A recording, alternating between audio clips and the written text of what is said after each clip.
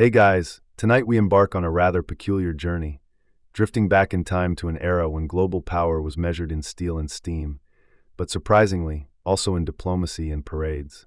You find yourself standing on a bustling dockside, the salty air thick with anticipation, as the colossal silhouettes of battleships loom against the dawn, their freshly painted hulls gleaming a pristine white. You might even hear the distant mournful cry of a foghorn, or the rhythmic clang of a hammer against metal, as the world prepares for an unprecedented spectacle.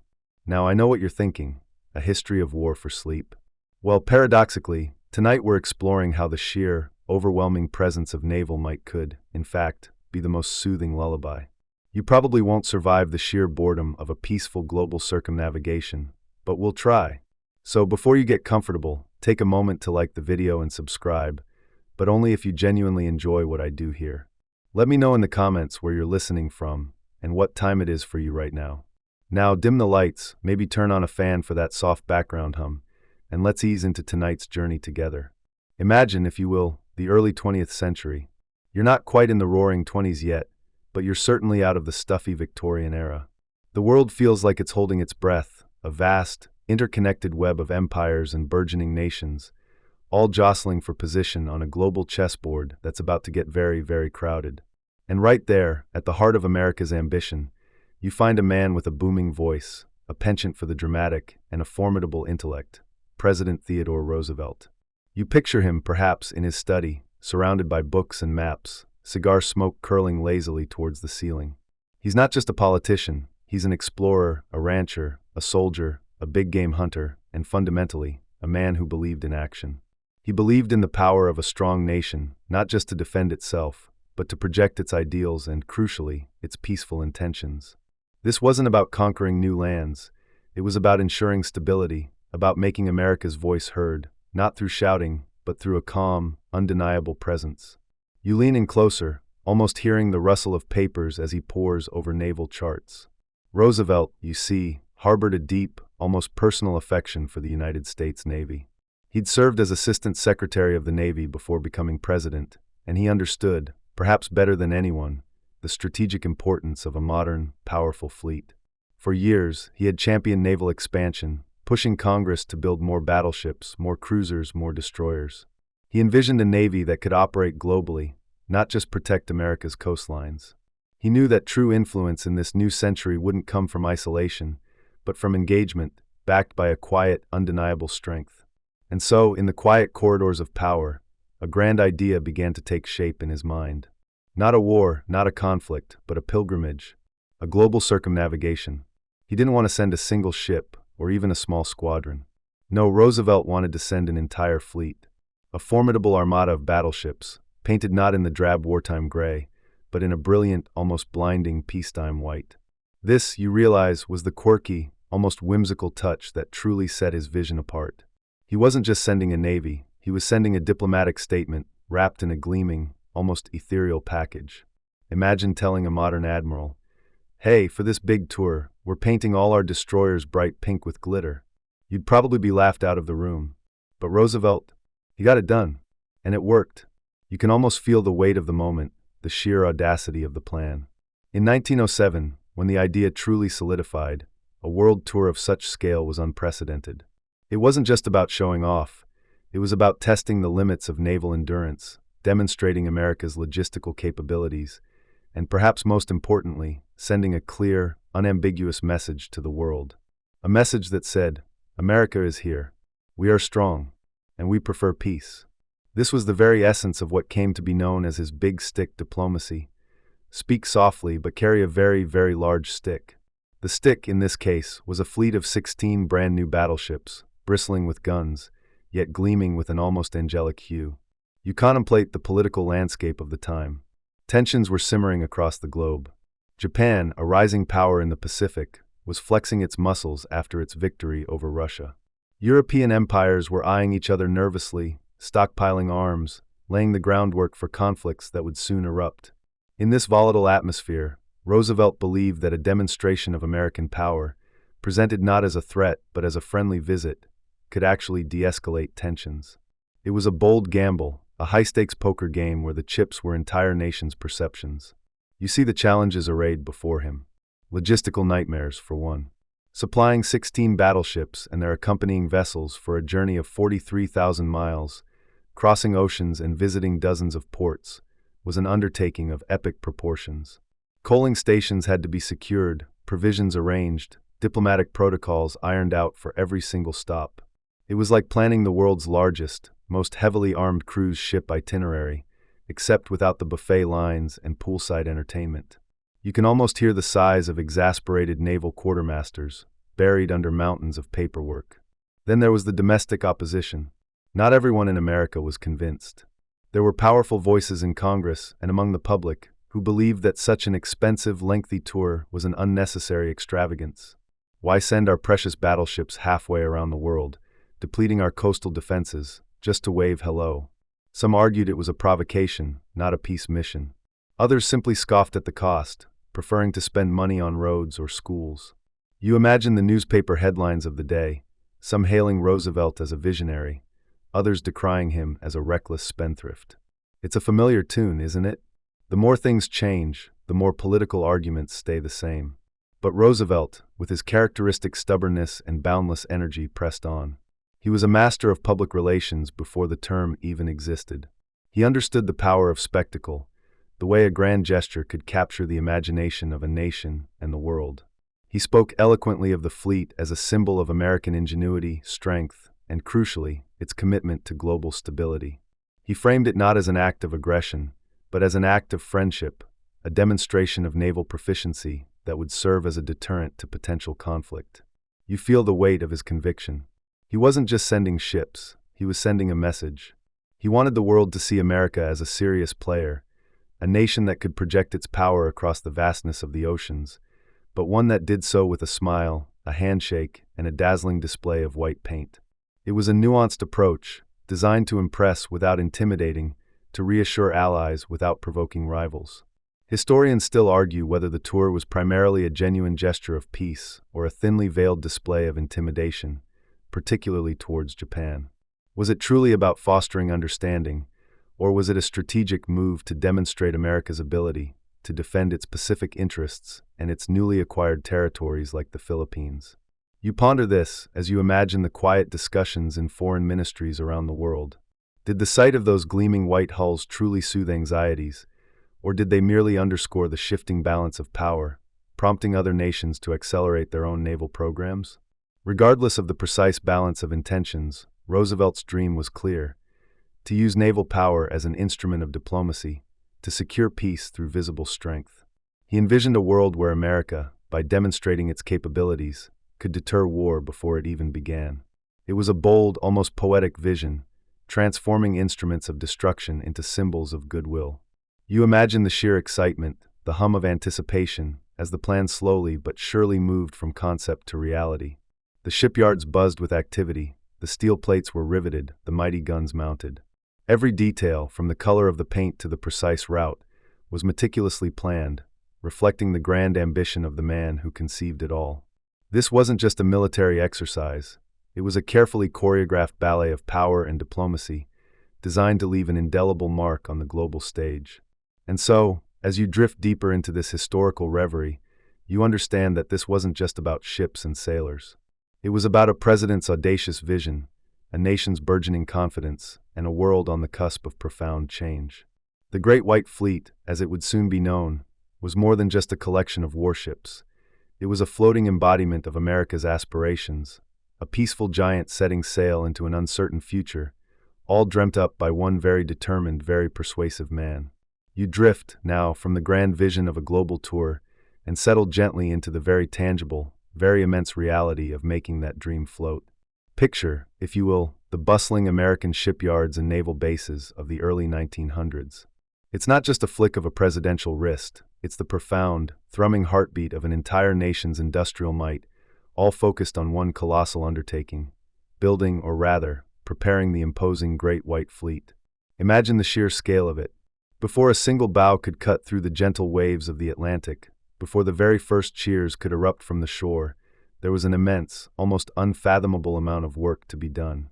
You close your eyes and you can almost hear it, the insistent clang of hammers on steel, the hiss of steam, the distant, rhythmic thud of engines being tested.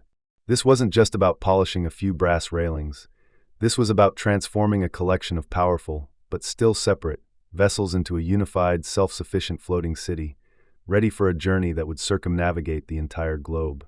You stand, perhaps, at the edge of a vast dry dock, the air thick with the scent of fresh paint and ozone.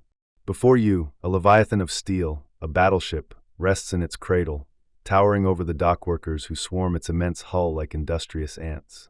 These aren't new ships, fresh from the slipways, but rather the very best of America's existing naval power, now undergoing an intensive full-body spa treatment before their grand global debut.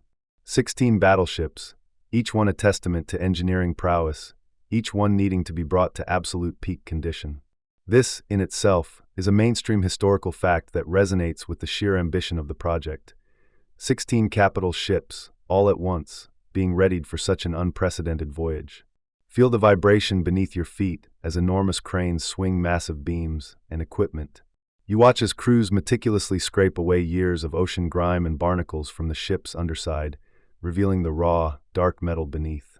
Then comes the iconic transformation, the painting. Imagine thousands upon thousands of gallons of brilliant white paint, applied layer by painstaking layer, transforming the battleship's formidable gray into a color chosen specifically to convey peace, purity, and perhaps a touch of optimistic innocence. It was a stark contrast to the grim, battle-ready gray of other navies, a visual declaration of intent. And indeed, historians still argue whether the primary motivation for this striking white livery was truly aesthetic and symbolic of peace, or purely practical for reflecting the sun's heat in tropical waters, keeping the internal compartments marginally cooler for the thousands of men within. Either way, it was undeniably distinctive. As you wander through the labyrinthine corridors of a battleship in dry dock, you notice the sheer volume of internal work. Engineers are hunched over massive steam engines, checking every valve, every pipe, every gauge. The rhythmic tapping of wrenches, the low murmur of instructions, the occasional sharp clang of a dropped tool. These are the sounds of meticulous preparation.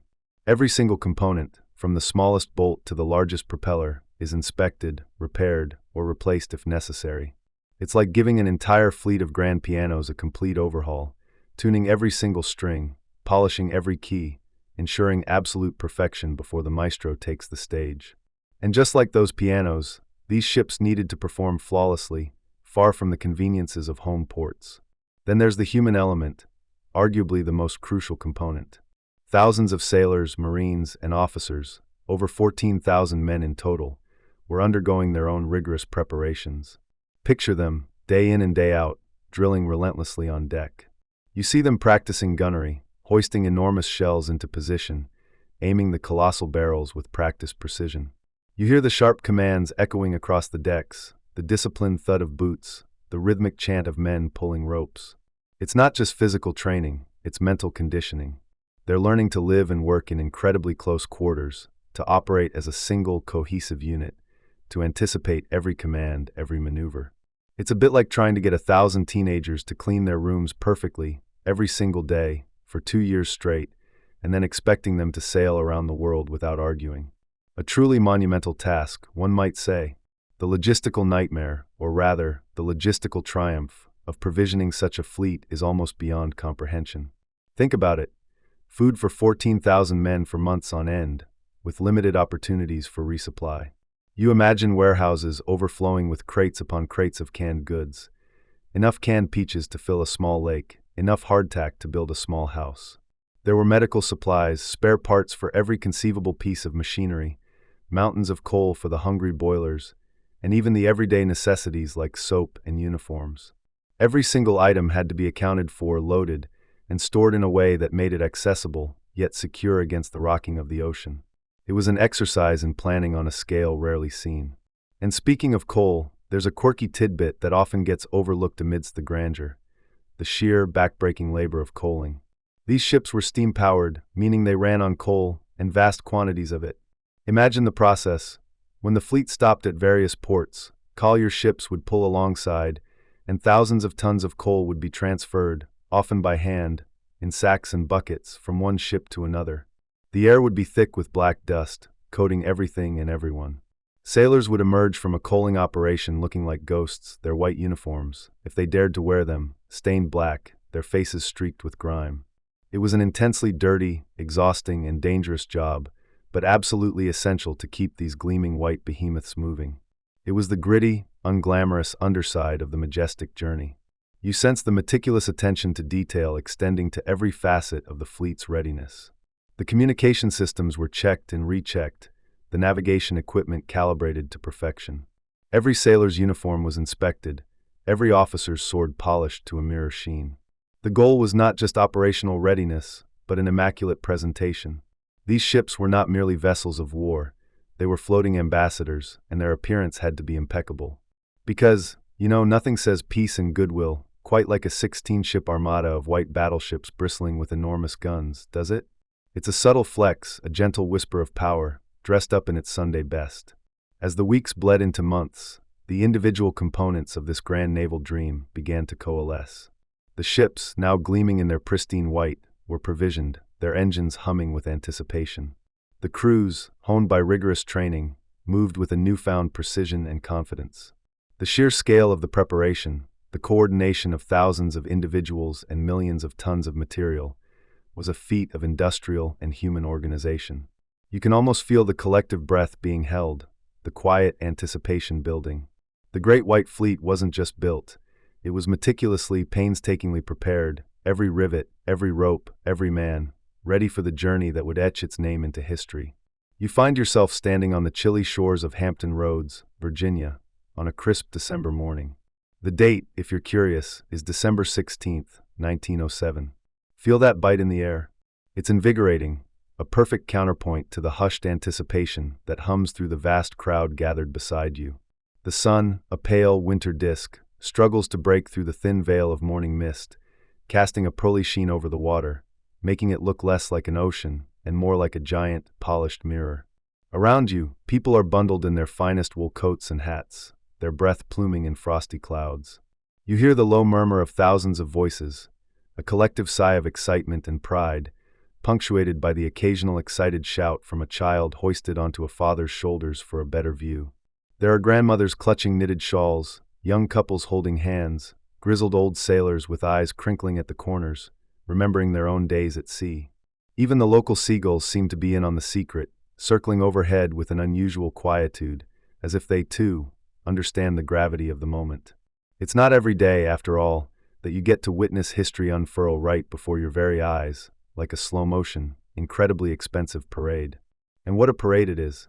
Out there on the placid waters lies the reason for this immense gathering, 16 battleships, gleaming immaculate white against the steel-gray expanse of the bay.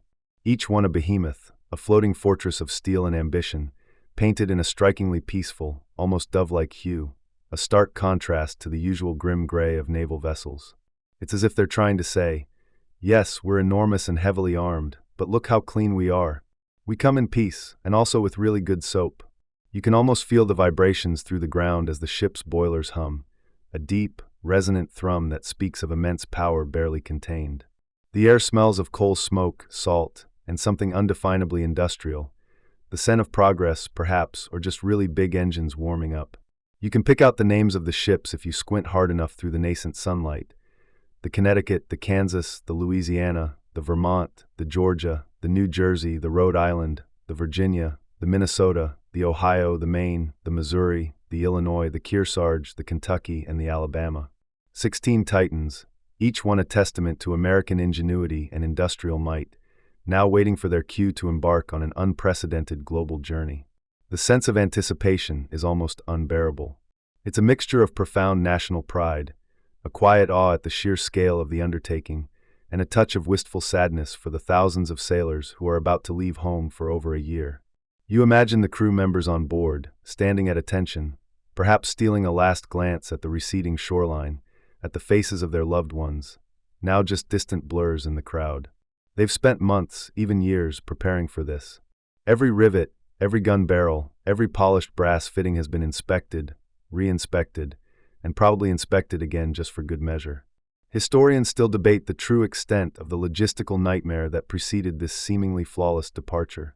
Behind the scenes, the sheer coordination required to provision and prepare 16 battleships for a circumnavigation of the globe was staggering. Think about it, enough food, fuel, spare parts, and even entertainment, a lot of playing cards, presumably, for 14,000 men for over a year.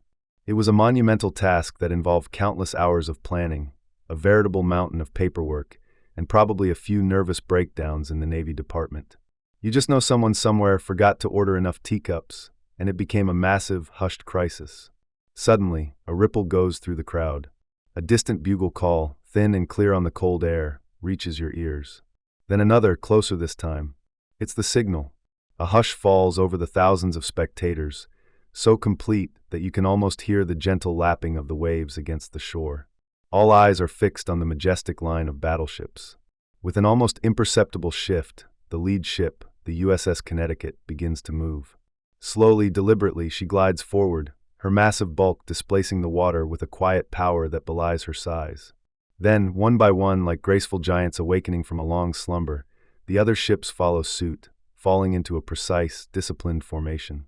It's a moment of breathtaking elegance, the culmination of countless hours of drill and practice.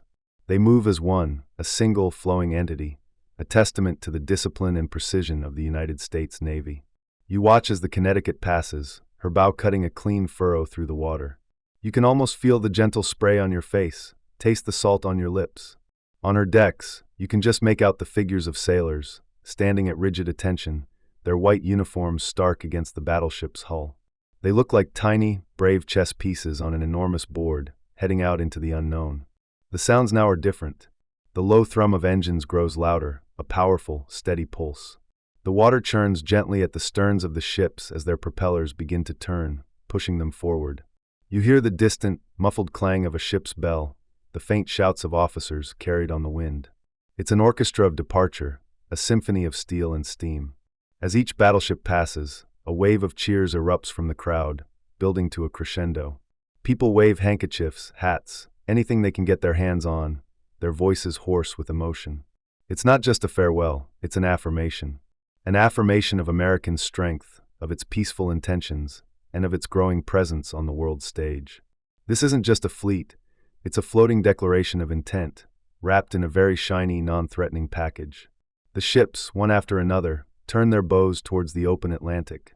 The gleaming white paint seems to shimmer in the increasing sunlight, making them appear almost ethereal, like ghosts of future power, gliding towards the horizon.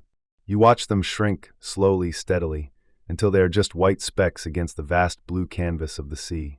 The wake they leave behind stretches for miles, a frothy, churning path that marks their majestic departure. This isn't just a naval exercise, it's a grand diplomatic gesture, a carefully choreographed display of peace through strength. The very act of sending such a powerful fleet on a global tour, without firing a single shot in anger, was revolutionary. It was President Roosevelt's bold vision, a way to project American influence not through conquest, but through sheer, undeniable presence. It was the maritime equivalent of saying, "We're here, we're powerful, and we brought snacks." The cold air nips at your exposed skin, but you hardly notice. Your gaze remains fixed on the distant horizon, long after the last white speck has vanished. The collective breath of the crowd slowly releases, a shared moment of wonder and hope. The great white fleet is gone, but the impression it leaves behind, both on the American public and on the world, has only just begun. The peaceful, ceremonial world tour of America's imposing Great White Fleet has truly begun its gentle, global ballet. And so you find yourself no longer on the bustling docks, but gently lifted by the vast, rhythmic breathing of the Atlantic Ocean itself. The crisp December air, which had kissed your cheeks farewell at Hampton Roads, now carries the faint, briny scent of open water, an aroma that whispers of endless horizons and journeys yet to unfold. You are not alone, of course. Around you, in an almost impossibly precise choreography, glide the other 15 Leviathans, each a mirror image of the one you stand upon, their gleaming white hulls catching the nascent morning light, turning the horizon into a dazzling parade of polished steel and disciplined intent. This isn't a frantic dash, mind you. This is a stately procession, a grand entrance onto the world stage, performed with the deliberate grace of a seasoned diplomat making a first impression. The waters, for these initial days, are remarkably smooth, almost as if the ocean itself understands the gravitas of the moment and has chosen to offer its calmest embrace. You feel the gentle, almost imperceptible sway of the deck beneath your feet, a subtle rocking that quickly becomes a comforting lullaby. The rhythmic thrum of the engines, Deep within the belly of the ship is a constant, reassuring pulse, a testament to the immense power held in check, propelling this floating city steadily eastward. Imagine the sheer scale of it all. 16 battleships, not just any battleships, but the most modern, most formidable warships of their time, stretching for miles across the sapphire expanse. Each one, a floating fortress bristling with impressive, if currently silent, guns, yet painted in a dazzling, almost innocent white. It was, in essence, a masterclass in visual communication. "We are powerful, yes," the white paint seemed to whisper across the waves, "but our intentions are as pure as the driven snow, and also, please don't mess with us." It was a delicate dance, this projection of peaceful power, and the initial Atlantic passage was its overture. The ships maintain an almost hypnotic formation, a testament to the rigorous training the crews had endured. Columns of two, perfectly aligned, cutting through the water with synchronized wakes, like giant, aquatic synchronized swimmers. From the bridge, looking out, it must have been an awe-inspiring sight, a living, moving diagram of naval precision. You can almost hear the whispered commands, the subtle adjustments, the years of practice culminating in this seamless display. It was like a naval boy band, all perfectly coordinated, but good luck telling Battleship A from Battleship B without a program. Each one a carbon copy of magnificent, gleaming might. Life on board quickly settles into a rhythm dictated by the sea and the ship's routine. The days unfold with a quiet efficiency. Sailors go about their duties, maintaining the spotless decks, polishing brass that seemed to gleam perpetually, and conducting drills that were less about combat readiness and more about maintaining the fleet's impeccable discipline. There's a constant, low murmur of activity, punctuated by the occasional clang of metal or the distant call of a bosun's whistle. For many of the young men on board, this was their first true taste of the vast, indifferent ocean, and the initial days were a mixture of awe and, for some, a touch of green-faced regret. Yes, even the mightiest sailors could find themselves in a rather intimate conversation with the ship's rail, offering up a tribute to Neptune. One mainstream historical fact about this initial leg of the journey, often overlooked in the grand narrative, is the remarkable efficiency with which the fleet maintained its cruising speed. For much of this Atlantic passage, and indeed the entire circumnavigation, the fleet consistently held a steady speed of around 10 knots, about 11.5 miles per hour. This was not a breakneck pace, but it was a carefully calculated one, balancing speed with fuel consumption, ensuring that this immense flotilla could cover vast distances without constantly needing to refuel. It was a logistical marvel, especially considering the early 20th century technology. They were basically the early 20th century's version of a fuel-efficient hybrid, but for battleships. And speaking of logistics, here's a quirky tidbit for you. Keeping thousands of sailors hydrated and relatively clean on such a long voyage was no small feat while fresh water tanks were carried. The sheer volume required daily for drinking, cooking, and even some personal hygiene, though showers were definitely a luxury, was immense. The solution? Evaporators. These ingenious devices, essentially large stills, use steam from the ship's boilers to distill seawater into potable fresh water. It was a continuous, energy-intensive process, but absolutely vital. Imagine the scale of the operation, turning the salty, undrinkable ocean into a steady supply of life-sustaining water, day in and day out, for 14,000 men. It makes your home water filter seem a bit quaint, doesn't it? The communication across such a vast, spread-out fleet was also a fascinating challenge. Forget instant messaging. This was the era of flag hoists, signal lamps flashing Morse code, and the nascent, crackly technology of wireless telegraphy. Trying to send a message across the fleet must have felt like texting with carrier pigeons, but with slightly more sparks and static. The precision of the formation relied heavily on visual signals and the keen eyes of watch officers, ensuring that each ship maintained its exact position relative to its neighbors, a silent ballet of steel and sea. As the days turned into a week, then too, the novelty of the open ocean began to meld with the routine. The horizon remained an unbroken circle, the sky a vast, ever-changing canvas of blues and grays.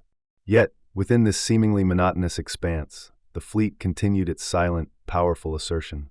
This wasn't a war game, it was a demonstration of capability, a soft power projection writ large in white paint. The very act of this disciplined, ordered passage, without a hint of aggression, was meant to convey a message of stability and strength.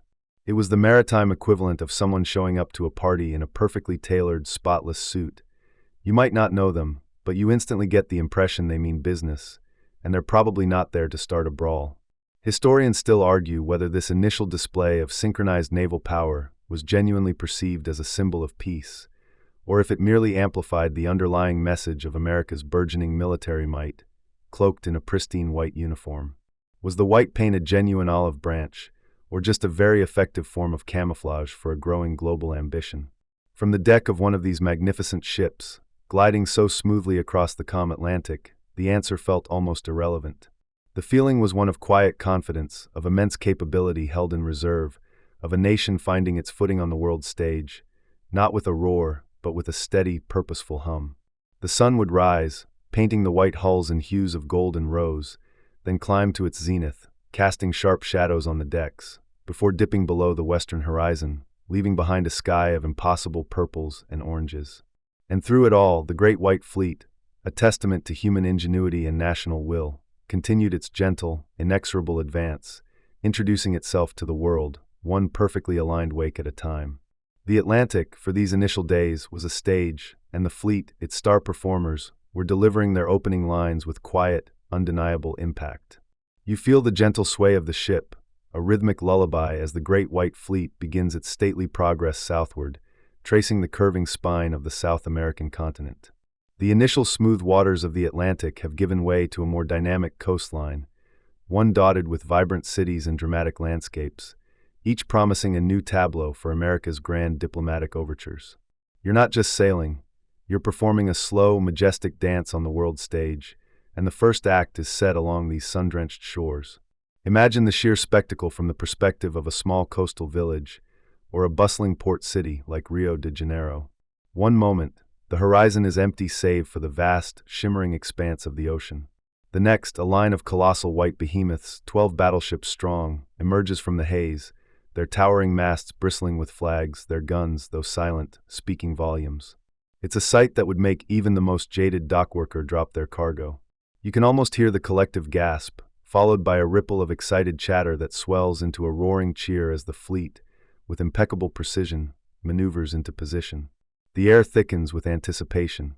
Salutes boom across the water, not the sharp crack of conflict, but the thunderous welcome of peaceful intent. Each cannon blast echoes off the hills, a percussive announcement of arrival. The ships, pristine and gleaming, reflect the tropical sun, their white hulls a stark, almost ethereal contrast against the deep blue of the ocean and the lush green of the land. It's like a parade of enormous, well-dressed swans, if swans were made of steel and packed enough firepower to rearrange a small mountain.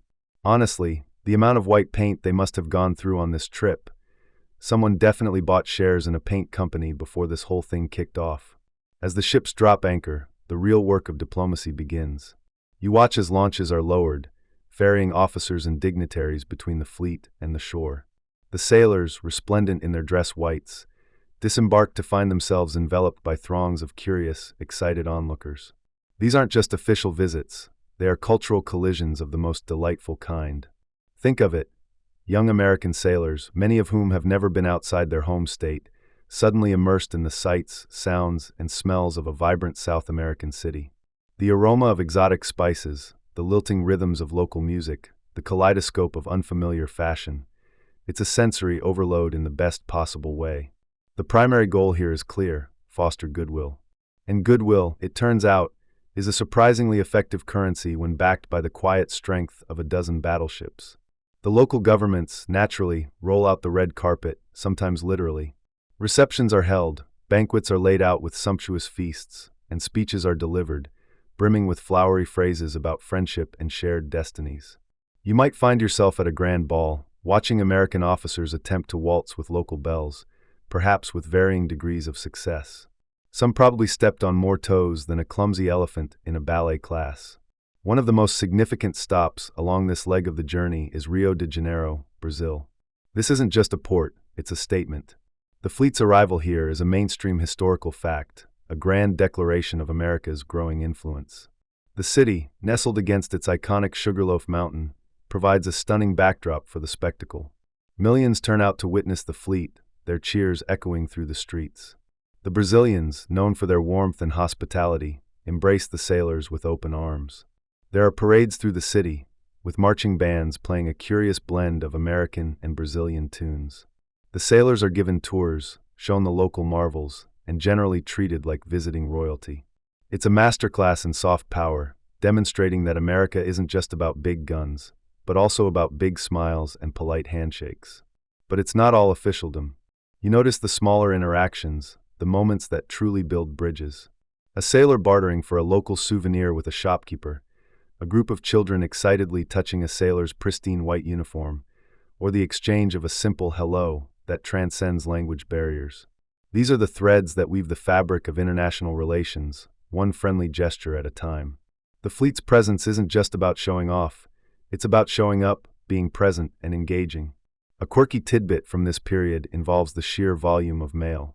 Sailors, eager to share their experiences, would inundate local post offices with letters home, describing the exotic locales and the friendly people. The postal services in these South American cities, often unprepared for such an influx, must have been utterly overwhelmed. Imagine stacks of letters, each one smelling faintly of sea salt and adventure, waiting to be sorted and sent across thousands of miles. It was probably the biggest boost to international postal services since someone invented the stamp. And you can bet every letter started with, "You wouldn't believe what I saw today." The fleet continues its majestic progress, hugging the coast, each stop a carefully choreographed diplomatic dance. From Brazil, you glide further south, eventually reaching Uruguay and Argentina. In Buenos Aires, the reception is equally enthusiastic. The city, already a sophisticated European-style capital, welcomes the American fleet as a symbol of modernity and power. The ceremonial visits here are even grander, with state dinners and elaborate cultural performances. The message is consistently reinforced. America is a rising power, but one that values peace and friendship. Yet, beneath the veneer of parades and pleasantries, a subtle message of strength is always present. The sheer size of the ships, their advanced engineering, the disciplined bearing of the crew, all these elements convey a quiet power. It's the kind of strength that doesn't need to shout, its very existence is enough. It's like someone wearing a perfectly tailored suit to a party. They don't need to brag about their bank account, the quality of their attire speaks for itself. Historians still argue whether these South American diplomatic overtures were primarily about genuine goodwill or a thinly veiled projection of American hegemony in the region. Was it truly about fostering friendship, or was it a strategic move to assert the Monroe Doctrine and subtly warn European powers against further encroachment? The truth, as often happens, probably lies somewhere in the middle. It was both a friendly handshake and a gentle flex of the bicep. The captains of these ships were not just naval officers, they were diplomats in uniform, navigating not only the seas but also the complex currents of international relations. As you drift further south, the climate begins to change. The tropical warmth gives way to cooler, crisper air. The vibrant greens of the rainforest recede, replaced by more rugged, dramatic coastlines. The crowds, though still welcoming, become smaller, more isolated. The fleet's progress becomes a testament to its endurance, its ability to maintain its stately presence even as the conditions grow more challenging. The South American leg of the journey is a marathon, not a sprint, and it serves as a crucial proving ground for the fleet's operational capabilities and its diplomatic finesse. You observe the meticulous attention to detail required to maintain such a massive force at sea for so long. Supplies are replenished, minor repairs are made, and the endless cycle of cleaning and polishing continues. Every sailor, from the lowliest deckhand to the commanding admiral, understands the importance of appearance. A spotless ship is a sign of discipline, and discipline is a sign of strength. It's a floating advertisement for American efficiency and capability. The cheers of the crowds, the fluttering flags, the formal dinners, the impromptu football matches between sailors and locals, all these blend into a tapestry of positive engagement. The Great White Fleet isn't just sailing, it's weaving itself into the collective memory of the nations it visits. It leaves behind an impression of a powerful, yet peaceful, nation reaching out across the oceans. And as the last South American port fades into the horizon, you realize that this initial phase of the world tour has been a resounding success, setting the stage for the even grander adventures that lie ahead. The continent has been charmed, impressed, and perhaps just a little bit intimidated, but mostly charmed. Because who doesn't love a good parade, especially one involving giant white battleships? Now, as the gentle, rhythmic sway of the open ocean begins to give way, You sense a subtle shift in the air, a deepening chill that whispers of something ancient and imposing ahead. The vast, welcoming embrace of the Atlantic, with its wide horizons and predictable swells, is about to yield to a challenge far more intimate, far more demanding. You are approaching the very crucible of naval skill, a place where the grandeur of open ocean sailing must transform into the meticulous art of precision navigation, the legendary Strait of Magellan. Imagine, if you will, the sheer audacity of guiding 16 colossal battleships, each a floating city of steel and steam, through a labyrinthine passage carved by glaciers and time. This isn't just a narrow channel, it's a gauntlet of shifting currents, unpredictable squalls, and towering, often fog-shrouded cliffs that loom like silent, judgment-casting giants on either side. The tranquil blue of the open ocean is replaced by waters that appear darker, deeper, almost brooding, reflecting the somber, majestic landscape. As your ship, a gleaming white behemoth, begins its careful entry, you feel the engines throttle back, their powerful thrum softening to a steady, almost meditative hum. The pace slows to a crawl, a stark contrast to the purposeful onward rush you've grown accustomed to. Every turn of the helm, every adjustment of the engine telegraph, becomes a deliberate act, executed with a precision that borders on reverence. The navigators on the bridge, normally scanning distant horizons, now scrutinize charts with intense focus, their eyes flicking from compass to shoreline, from depth sounder to chronometer. It's like trying to thread a dozen very large, very expensive needles through the eye of another, even larger, very narrow needle. You almost expect to hear someone yell, "All right, everyone, hold your breath. We're coming up on that tricky bit where the map just says, 'Here be dragons.'"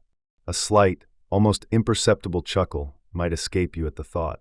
The air itself seems to thicken with anticipation and a palpable sense of concentration.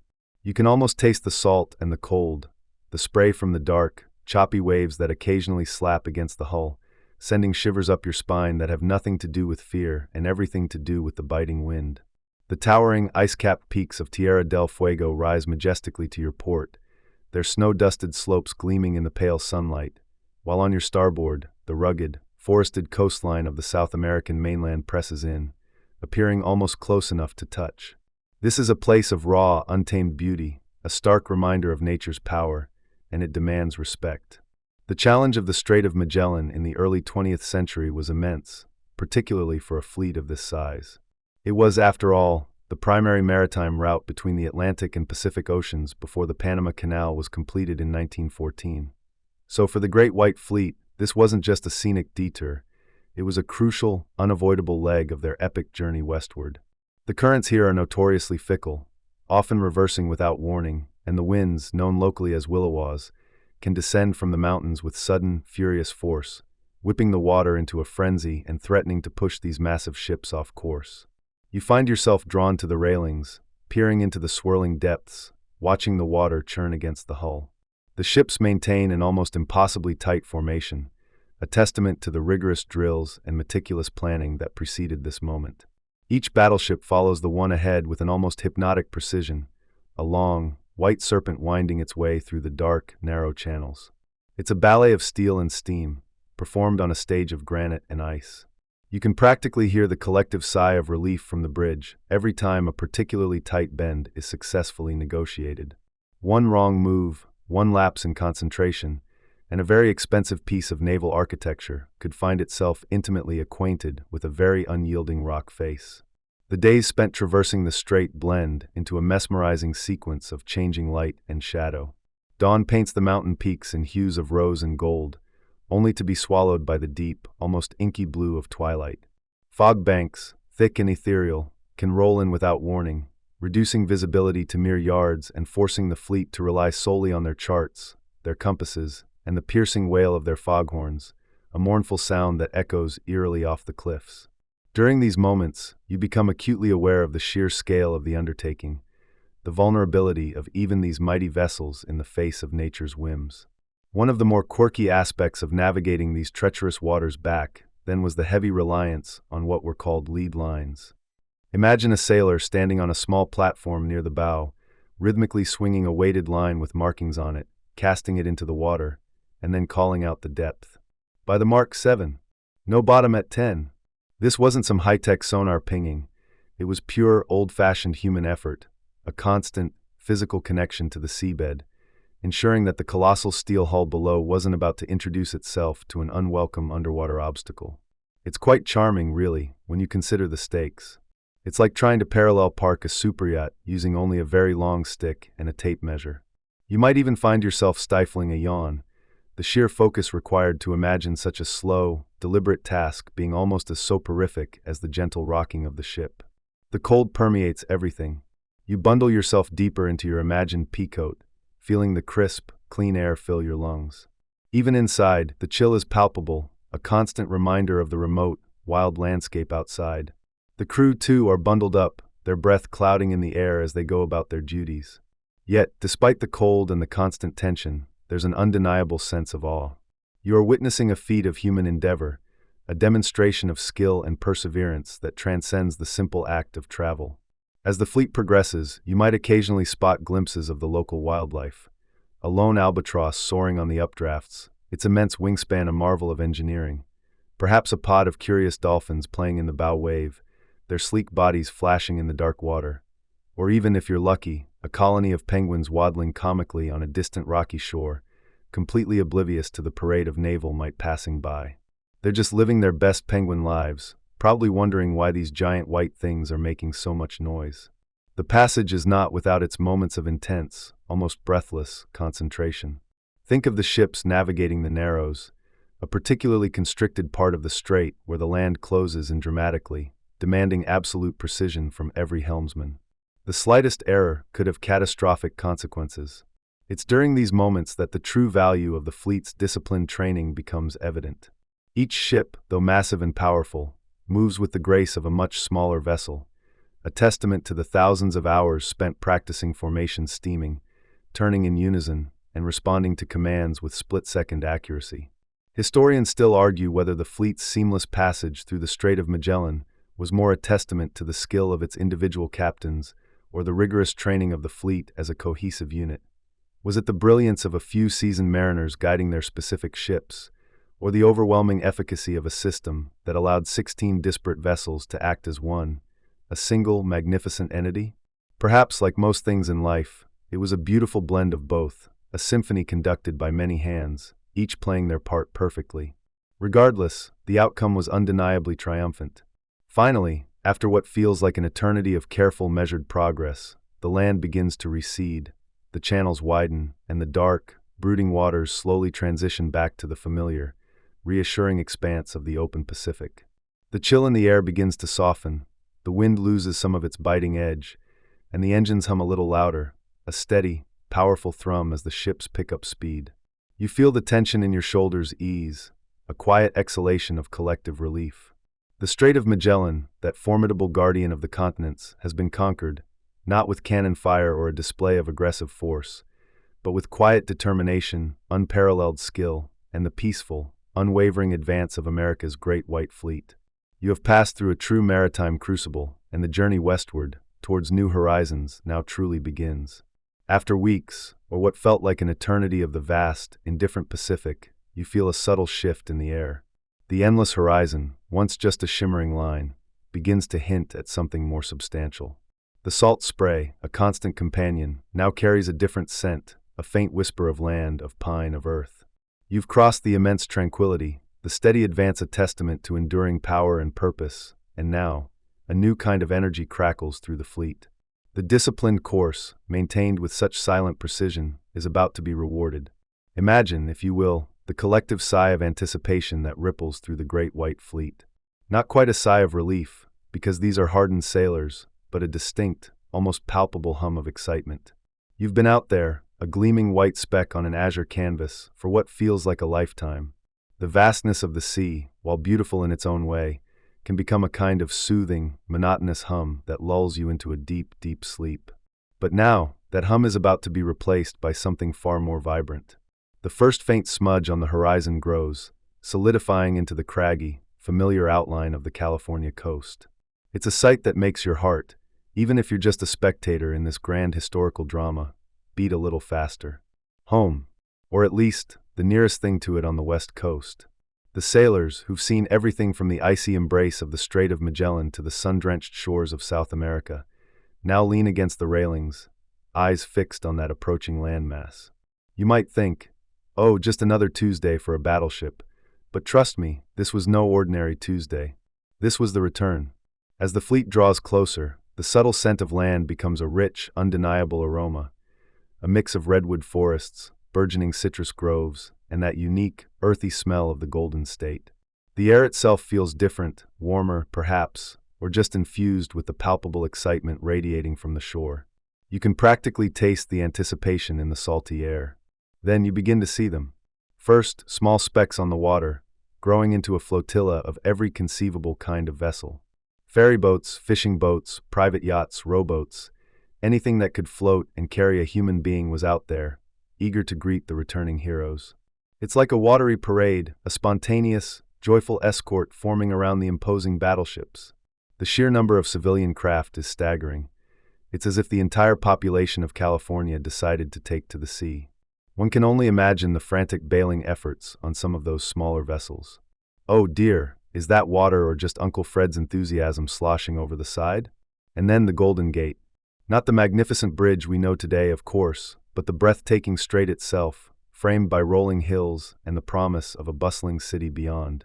As the lead ships, in their immaculate white and buff, glide majestically through the entrance to San Francisco Bay, a sound unlike anything you've heard before erupts. It's not a single cheer, but a continuous, roaring wave of sound. Whistles shriek, foghorns boom, church bells clang, and the cannon salutes from shore batteries echo across the water, a thunderous welcome that vibrates through your very bones. It's less a sound and more an atmospheric pressure change. The sight is truly overwhelming. Every vantage point around the bay is packed. Hillsides are swathed in humanity, rooftops are crowded, and even the rigging of anchored ships is festooned with cheering onlookers. Flags, thousands upon thousands of them, wave wildly, American flags, California state flags, makeshift banners proclaiming welcome home. The entire city seems to be draped in patriotism, a vibrant tapestry of red, white, and blue. The local merchants, bless their entrepreneurial hearts, were probably already calculating the exact number of hot dogs and souvenir flags they could offload. Yes, another 5,000 pennants, please. And make them extra patriotic. Mainstream historical fact * the reception in San Francisco on May 6, 1908, was truly monumental. It's estimated that over 1 million people gathered around San Francisco Bay to witness the fleet's arrival, making it one of the largest public gatherings in the city's history at that point. This was particularly poignant as San Francisco was still very much rebuilding after the devastating 1906 earthquake and fire, and the fleet's arrival provided a tremendous boost to civic morale and a powerful symbol of national resilience. The city embraced the fleet as a sign of its own recovery and renewed vitality. As the ships drop anchor, their massive hulls reflecting the Californian sun, the roar of the crowd doesn't diminish. If anything, it intensifies. You can almost feel the collective embrace, the immense wave of national pride and celebration washing over the weary sailors. For them, it wasn't just a port call, it was a homecoming. They had sailed halfway around the world, showcasing America's peaceful power, and now they were back on American soil, greeted not with a quiet nod, but with a full-throated, ecstatic roar. The celebrations ashore were legendary. San Francisco, despite its ongoing reconstruction, pulled out all the stops. Parades wound through the city streets, with sailors marching to the thunderous applause of grateful citizens. Banquets were held, dances organized, and every public space seemed to burst with festivity. The city, still scarred from the earthquake, transformed itself into a giant party venue, eager to show its appreciation. Imagine the poor city planners trying to coordinate all this while still dodging rubble. Yes, the grand parade route is clear, just mind that collapsed building on 4th Street. For the sailors, shore leave was a dizzying kaleidoscope of sensory delights. After months of shipboard rations, the taste of fresh Californian produce, the smell of sizzling meat from street vendors, and the clinking of glasses in bustling saloons must have been intoxicating. You could practically see the stress melting off their shoulders, replaced by grins and the simple joy of being on solid ground, surrounded by friendly faces. It was a well-deserved respite, a chance to reconnect with the familiar comforts of home after the rigorous discipline of the sea. Quirky or fringe tidbit *, one of the more peculiar preparations for the fleet's arrival involved the provision of fresh water. Supplying over 14,000 sailors with enough potable water for drinking, bathing, and cleaning the ships was a monumental task. San Francisco, still recovering its infrastructure, had to make extraordinary efforts. They even brought in water from distant sources via temporary pipelines and barges to ensure the fleet's needs were met. It wasn't just about parades and parties, it was about the logistics of keeping a floating city hydrated. Imagine the frantic calls. "We need more water." No, not for the fire hydrants, for the battleships. The sheer scale of the hospitality was astounding. Families opened their homes, churches organized special services, and local businesses offered discounts to the visiting sailors. It was a genuine outpouring of affection and gratitude. This was more than just a naval visit. It was a grand reunion between a nation and its seafaring ambassadors. Open scholarly debate phrase * historians still argue whether the overwhelming reception was a genuine outpouring of public sentiment, an orchestrated display of national unity in a post-earthquake city, or perhaps a clever bit of strategic messaging to impress Japan, who would be the next major stop on the fleet's agenda. Was it pure heart, pure PR, or a masterful blend of both?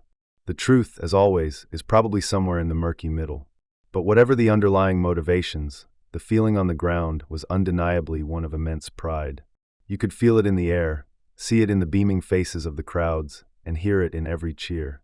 The Great White Fleet had not only showcased America's naval might, but had also, through its peaceful circumnavigation thus far, managed to capture the hearts and imaginations of its own people.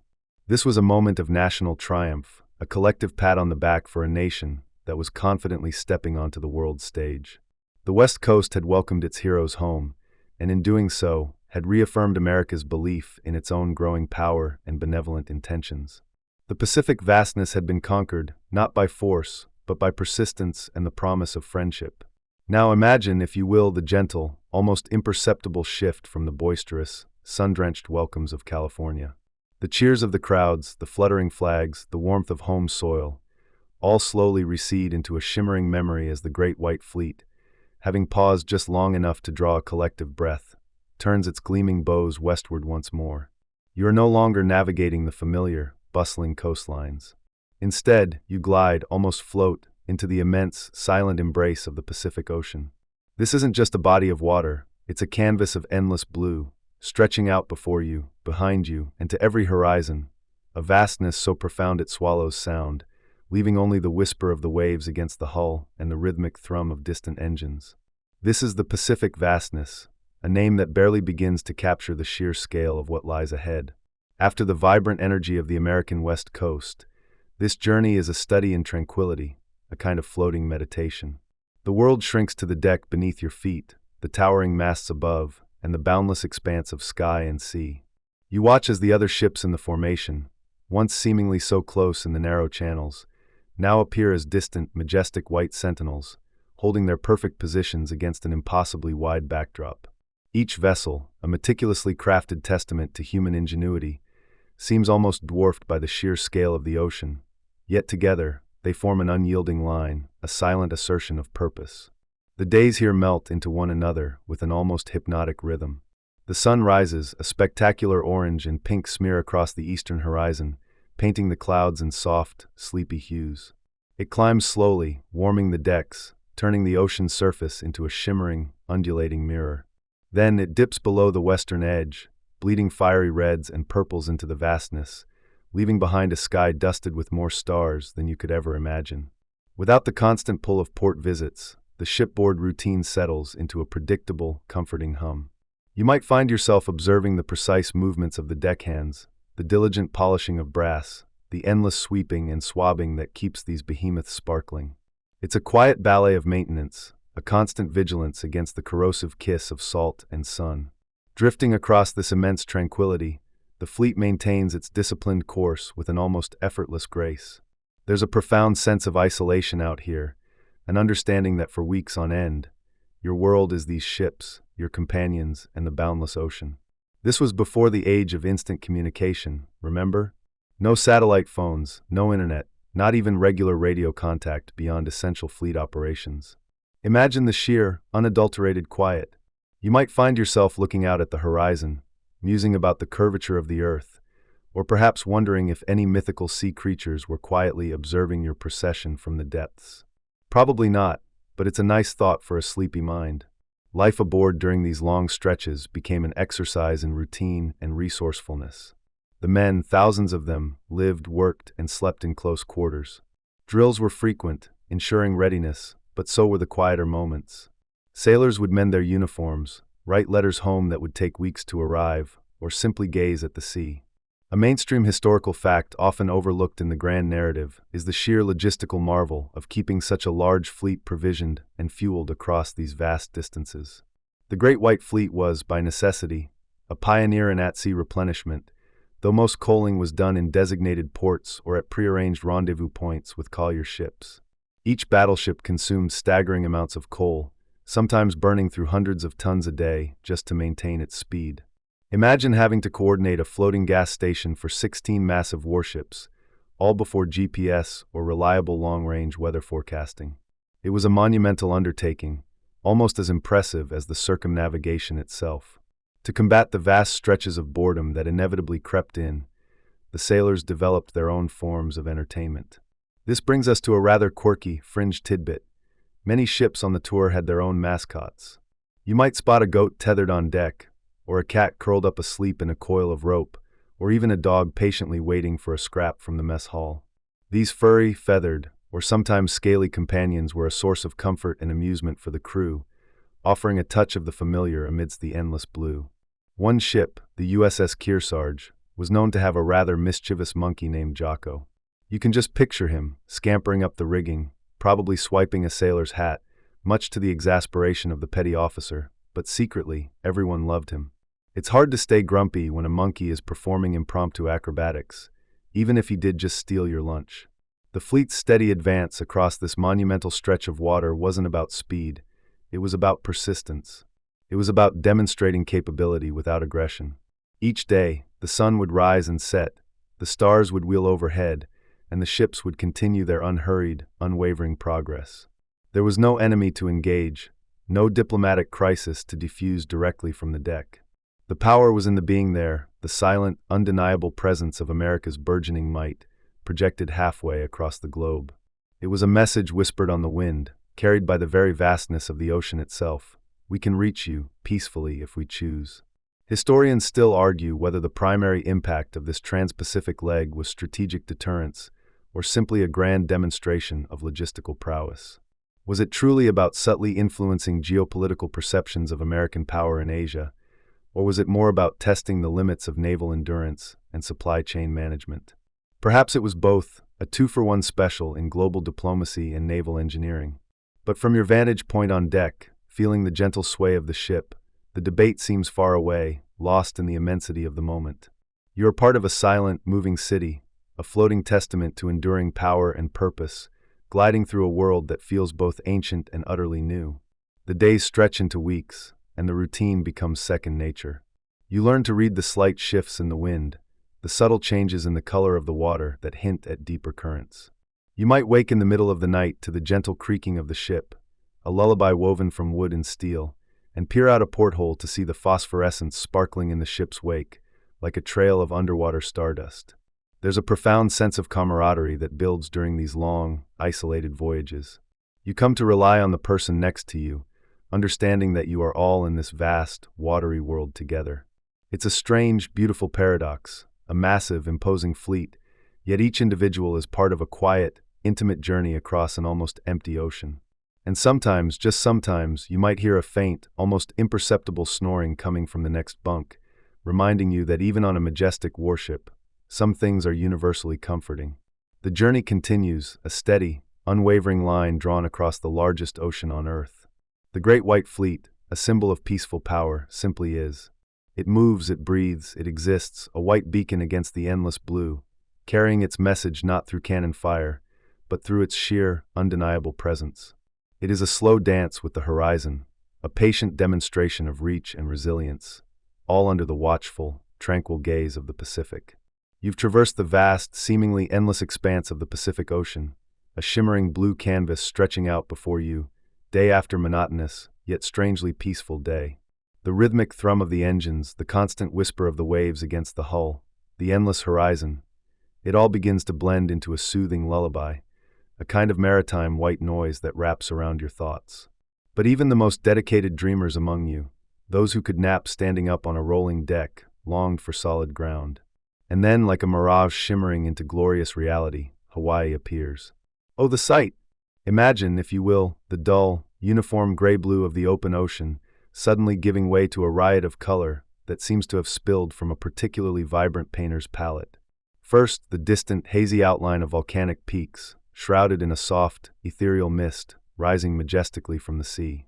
Then, as you draw closer, the water itself transforms, shifting from deep indigo to an impossible turquoise, so clear you can almost see the secrets of the coral reefs below.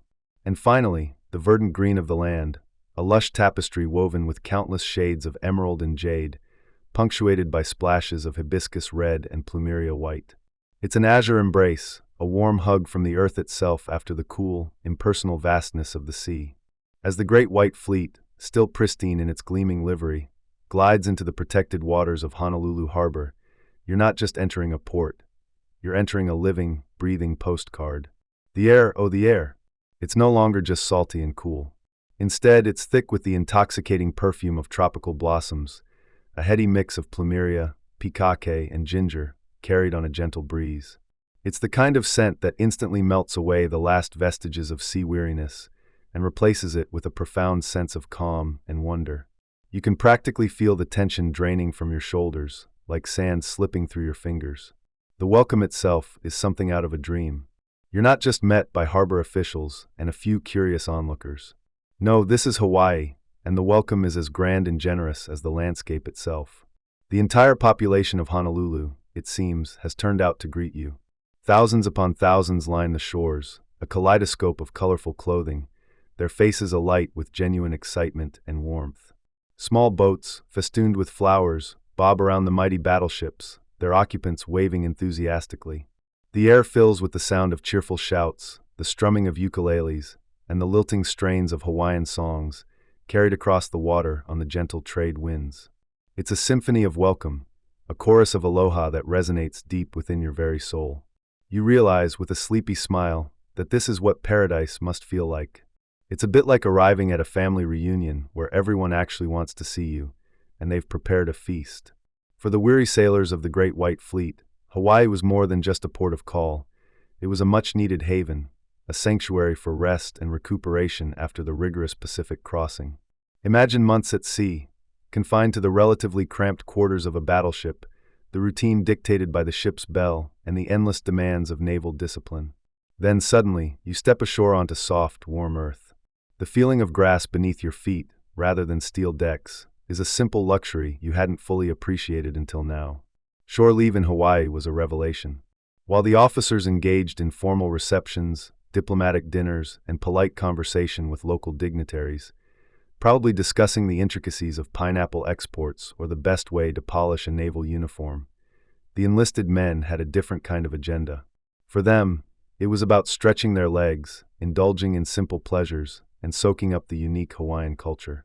Many found themselves drawn to the pristine beaches, where they could swim in the impossibly clear, warm waters or simply lie on the sand, gazing up at the palm trees swaying gently in the breeze.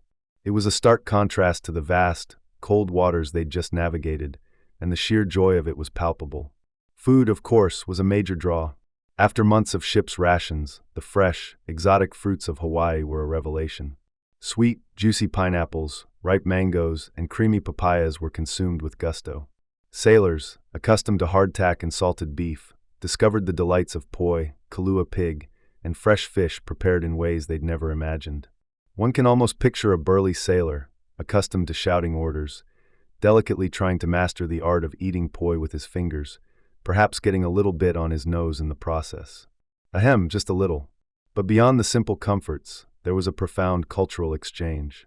The Hawaiians, known for their deep sense of hospitality, embraced the visiting Americans with open arms. Sailors learned about the hula, the graceful, storytelling dance that captivated them with its beauty and rhythm. They heard the haunting melodies of the slack key guitar and the lively strumming of the ukulele, instruments that seemed to embody the very spirit of the islands. Some even attempted to learn a few basic Hawaiian phrases, often with amusing results. You can almost hear a group of sailors, after a few too many cups of something sweet, attempting to serenade a local with a mangled version of Aloha Aoi, much to the good-natured amusement of their new friends. It was a delightful blend of curiosity and mutual respect. Mainstream historical fact alert *: the arrival of the Great White Fleet in Hawaii in 1908 was a monumental event, not just for the sailors, but for the islands themselves. It underscored Hawaii's growing strategic importance as a vital outpost for the United States in the Pacific, a role that would only intensify in the decades to come. The visit served as a powerful visual demonstration of American naval reach and commitment to its newly acquired territories. It wasn't just a holiday, it was a geopolitical statement wrapped in a lei. Now for a quirky tidbit. While the fleet was in Hawaii, the local population was so keen to see the battleships up close that special ferry services were arranged to take civilians out to the ships. Imagine the sheer logistics of that. Thousands of Hawaiians, from all walks of life, were ferried out to tour these imposing vessels, marveling at the sheer size of the guns, the intricate machinery, and the disciplined life of the sailors. It wasn't just a military display, it was a grand public exhibition, fostering a sense of shared wonder and connection. It's a bit like when a new blockbuster movie comes out, and everyone just has to see it, only this was real life, and the stars were made of steel and steam. Of course, even in paradise, the realities of naval life persisted. While some sailors reveled in their newfound freedom, others were busy with maintenance and resupply. The massive coaling operations, for instance, were a stark reminder of the fleet's true purpose. Thousands of tons of coal had to be loaded by hand onto the ships, a dirty, back-breaking task that contrasted sharply with the idyllic surroundings. Yet, even this was done with a renewed sense of vigor, knowing that the next phase of their journey would take them further into the unknown. Historians still debate whether the fleet's extensive stop in Hawaii was primarily a strategic necessity for resupply and crew rest, or if it was also a deliberate political maneuver by President Roosevelt to further integrate the newly annexed territory into the American national consciousness and demonstrate its value as a Pacific hub. Was it a pit stop, or a pit stop with a very clever agenda? Perhaps it was both, a masterclass in combining practical needs with powerful symbolism. As the days in Hawaii turned into weeks, a sense of quiet contentment settled over the fleet. The men were rested, the ships were resupplied and repaired, and spirits were undeniably high. The memory of the vast Pacific, while still a recent experience, felt distant, replaced by the warmth of the Hawaiian sun and the generosity of its people. But the world tour was far from over. The gentle allure of Hawaii, with its soft breezes and melodic sounds, was a temporary balm, a sweet interlude before the next leg of their extraordinary journey. You feel the gentle rocking of the ship once more, a familiar sensation that now carries a bittersweet undertone. The time for departure arrives, and once again, the shores are lined with well-wishers, this time waving farewell. The fragrant leis, given as tokens of aloha, are draped over the ship's railings, a colorful cascade against the white hulls. As the fleet slowly pulls away from Honolulu, the vibrant greens and blues of the islands gradually recede, shrinking back into that distant, hazy outline. The scent of plumeria lingers in the air for a while, a comforting memory of paradise, before giving way to the crisp, clean smell of the open sea. You carry with you not just a renewed sense of energy, but a deep appreciation for the beauty and warmth of Hawaii, a truly unforgettable chapter in this peaceful, ceremonial world tour. You drift now, across the immense, tranquil blue of the Pacific, the steady thrum of the fleet's engines a lullaby against the vastness. But the quietude is about to be shattered in the most delightful, overwhelming way imaginable. Picture, if you will, the anticipation building aboard those gleaming white ships. Weeks, months of open ocean, and now, ahead of you, lies a continent, a nation, poised to deliver a welcome so grand, so exuberant, it would echo through the annals of naval history. As the fleet approaches the Australian coast, you begin to pick up the faint, almost imperceptible signals of a nation holding its breath. The air itself seems to vibrate with excitement. And then there it is, land. Not just any land, but the rugged, sun-drenched shores of Australia.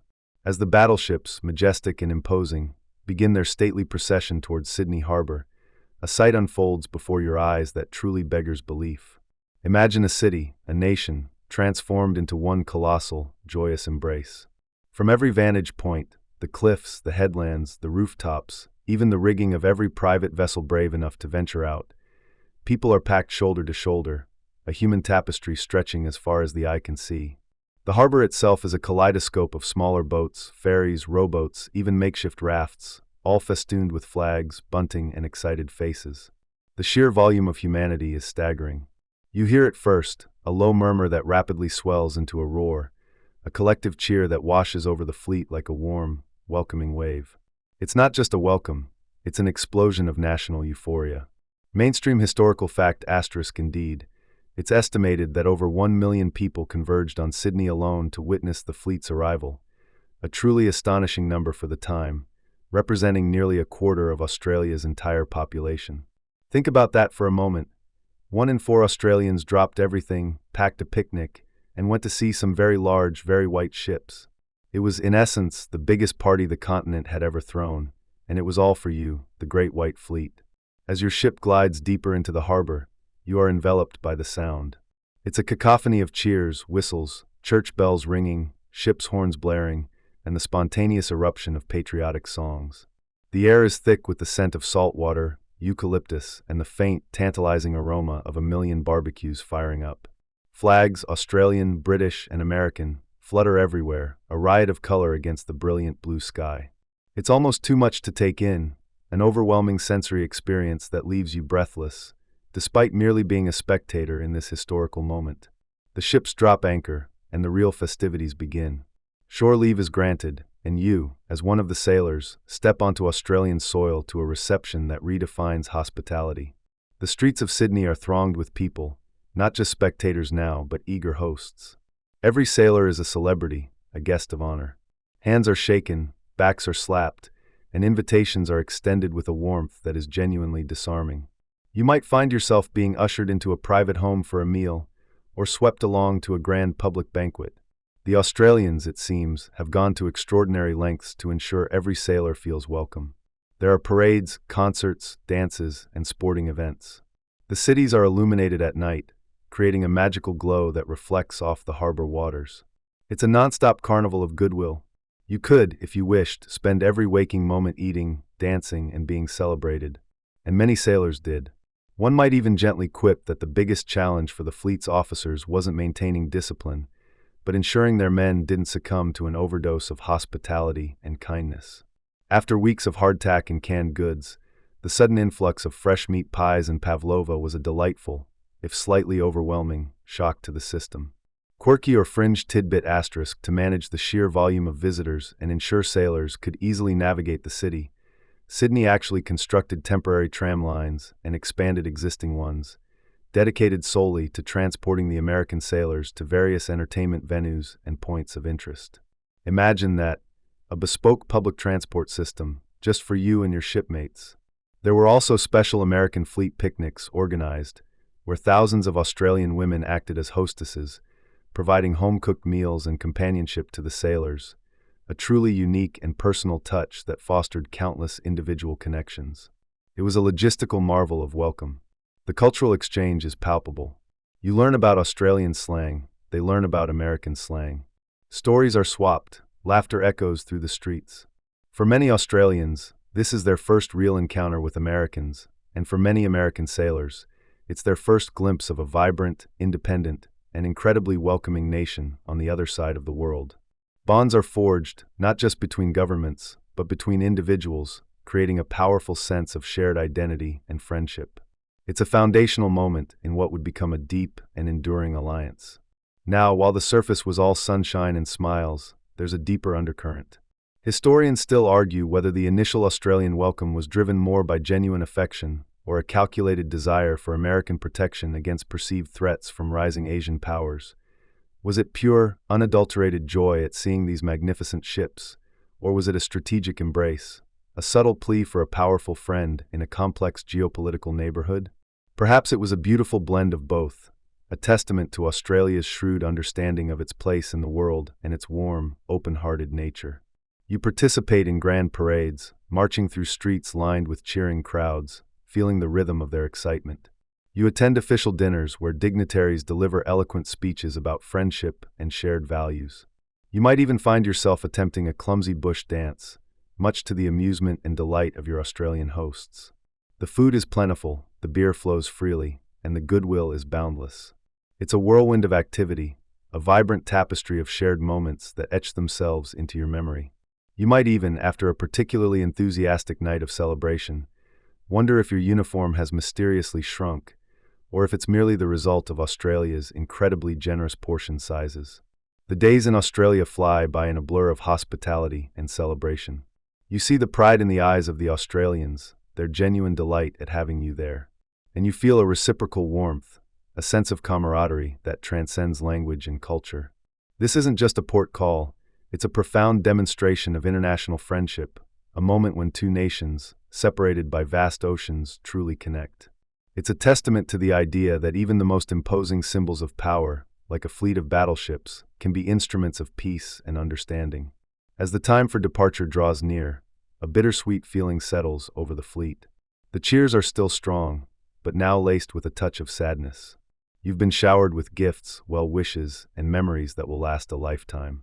The farewells are as warm as the welcomes, a lingering handshake, a final wave from the shore. The sheer scale of the Australian reception, the genuine outpouring of affection, leaves an indelible mark.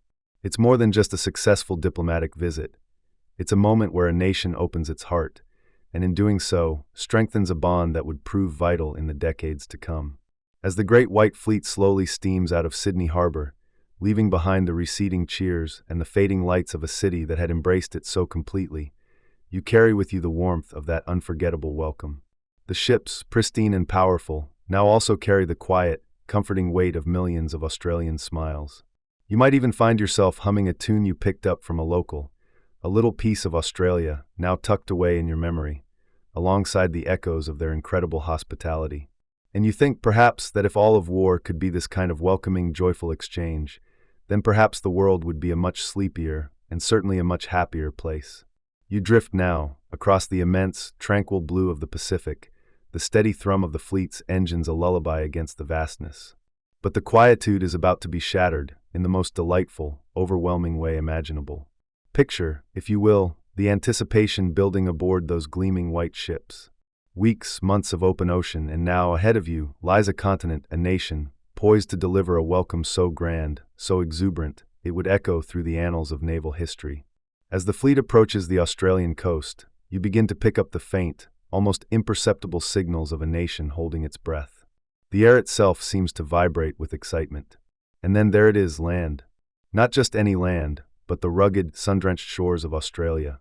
As the battleships, majestic and imposing, begin their stately procession towards Sydney Harbor, a sight unfolds before your eyes that truly beggars belief.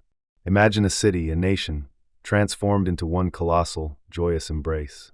From every vantage point, the cliffs, the headlands, the rooftops, even the rigging of every private vessel brave enough to venture out, people are packed shoulder to shoulder, a human tapestry stretching as far as the eye can see. The sheer volume of humanity is staggering. You hear at first, a low murmur that rapidly swells into a roar, a collective cheer that washes over the fleet like a warm, welcoming wave. It's not just a welcome, it's an explosion of national euphoria.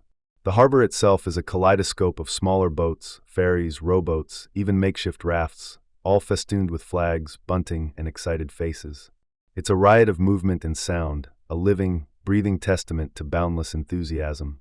Mainstream historical fact asterisk indeed. It's estimated that over 1 million people converged on Sydney alone to witness the fleet's arrival, a truly astonishing number for the time, representing nearly a quarter of Australia's entire population. Think about that for a moment. 1 in 4 Australians dropped everything, packed a picnic, and went to see some very large, very white ships. It was, in essence, the biggest party the continent had ever thrown, and it was all for you, the Great White Fleet. As your ship glides deeper into the harbor, you are enveloped by the sound. It's a cacophony of cheers, whistles, church bells ringing, ships' horns blaring, and the spontaneous eruption of patriotic songs.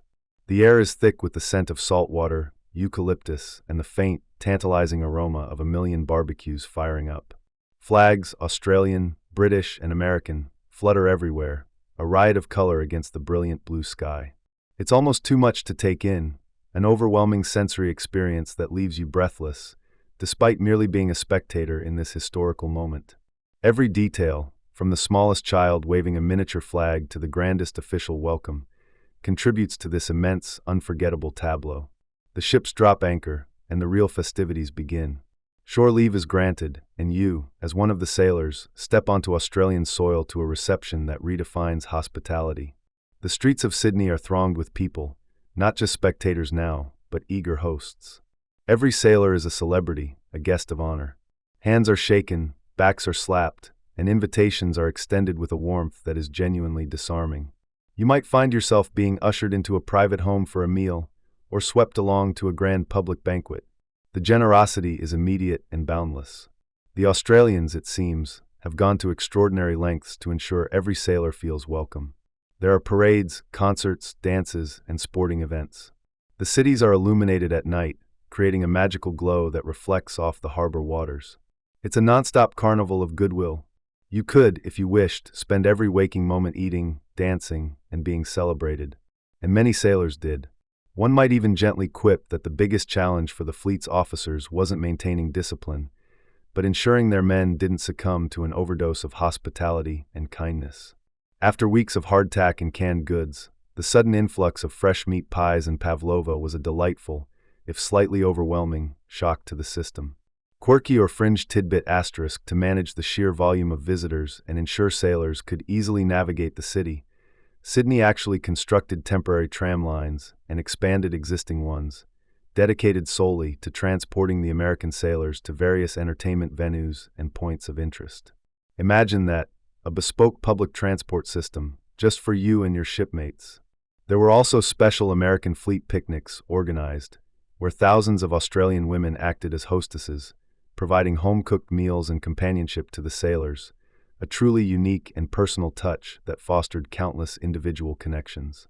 It was a logistical marvel of welcome, demonstrating an unprecedented level of national effort and coordination. The cultural exchange is palpable. You learn about Australian slang, they learn about American slang. Stories are swapped, laughter echoes through the streets. For many Australians, this is their first real encounter with Americans, and for many American sailors, it's their first glimpse of a vibrant, independent, and incredibly welcoming nation on the other side of the world. Bonds are forged, not just between governments, but between individuals, creating a powerful sense of shared identity and friendship. It's a foundational moment in what would become a deep and enduring alliance, built on genuine human connection rather than just diplomatic treaties. Now, while the surface was all sunshine and smiles, there's a deeper undercurrent. Historians still argue whether the initial Australian welcome was driven more by genuine affection or a calculated desire for American protection against perceived threats from rising Asian powers. Was it pure, unadulterated joy at seeing these magnificent ships, or was it a strategic embrace, a subtle plea for a powerful friend in a complex geopolitical neighborhood? Perhaps it was a beautiful blend of both, a testament to Australia's shrewd understanding of its place in the world and its warm, open-hearted nature. Regardless of the underlying motivations, the outcome was undeniably one of profound goodwill and mutual respect. You participate in grand parades, marching through streets lined with cheering crowds, feeling the rhythm of their excitement. You attend official dinners where dignitaries deliver eloquent speeches about friendship and shared values. You might even find yourself attempting a clumsy bush dance, much to the amusement and delight of your Australian hosts, who seem to appreciate the effort more than the execution. The food is plentiful, the beer flows freely, and the goodwill is boundless. It's a whirlwind of activity, a vibrant tapestry of shared moments that etch themselves into your memory. You might even, after a particularly enthusiastic night of celebration, wonder if your uniform has mysteriously shrunk, or if it's merely the result of Australia's incredibly generous portion sizes and your own enthusiastic participation in the culinary festivities. The days in Australia fly by in a blur of hospitality and celebration. You see the pride in the eyes of the Australians, their genuine delight at having you there, and you feel a reciprocal warmth, a sense of camaraderie that transcends language and culture. This isn't just a port call, it's a profound demonstration of international friendship, a moment when two nations, separated by vast oceans, truly connect. It's a testament to the idea that even the most imposing symbols of power, like a fleet of battleships, can be instruments of peace and understanding, capable of inspiring joy rather than fear. As the time for departure draws near, a bittersweet feeling settles over the fleet. The cheers are still strong, but now laced with a touch of sadness. You've been showered with gifts, well wishes, and memories that will last a lifetime.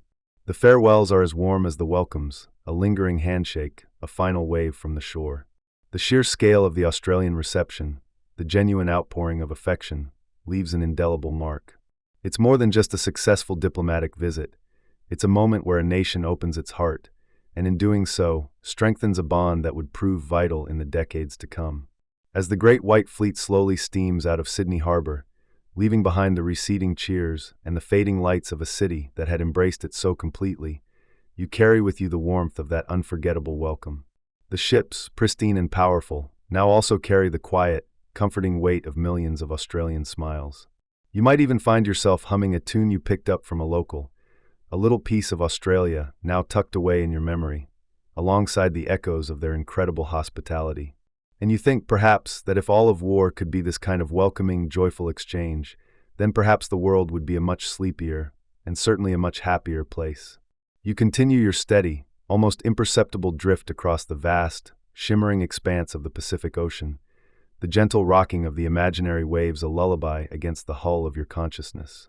The vibrant, almost boisterous welcome in Australia slowly recedes into a warm, pleasant memory, replaced by the quiet hum of the mighty fleet maintaining its disciplined formation. Each passing day brings you closer to another significant waypoint, another demonstration of America's ever-extending reach, a testament to its quiet, yet undeniable, global presence. And then, almost as if painted into existence by the humid air itself, you begin to discern the emerald outlines of islands on the horizon. This is the Philippines, a jewel of an archipelago, now a territory under American stewardship, a consequence of a brief, decisive war a decade prior.